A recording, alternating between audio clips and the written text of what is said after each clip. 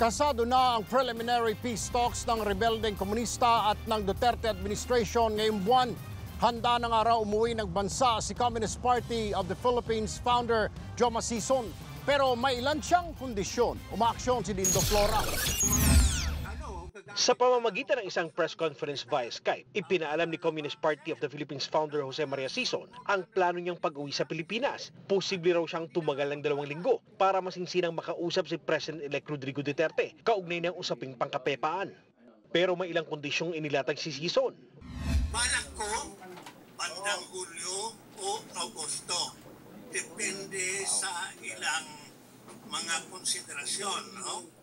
Kung napalaya ng lahat na political prisoner, nagkaliwanagan na kung ano yung ceasefire at ano yung plano sa pagpapabilis ng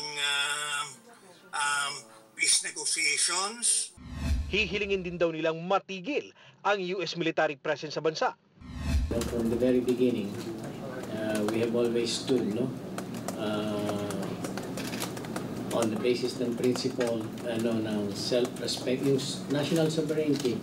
We cannot allow the presence of US military bases here.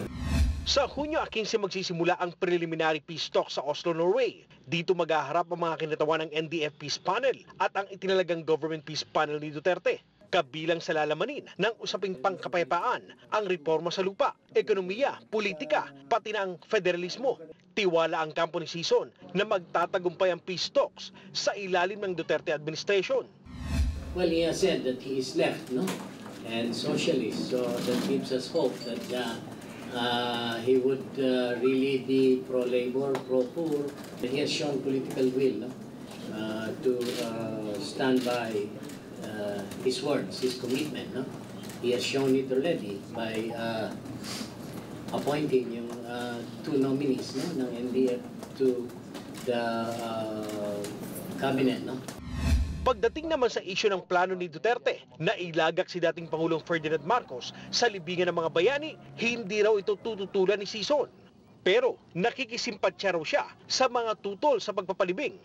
Ang palagay ay mga tunay na bayani, yung mga nasa libingan yan. Pangalan yan libingan ng bayani, kung kailan lang inadapt yung pangalan yan, 1947 yata Karamihan yan, mga yusape at mga sundalo ng reaksyonaryong hukbo.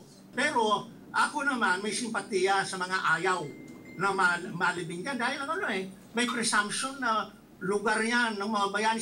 Umaaksyon, Dindo Flora, News 5. Be sure to come back. Use 5 everywhere. Copyright 2016.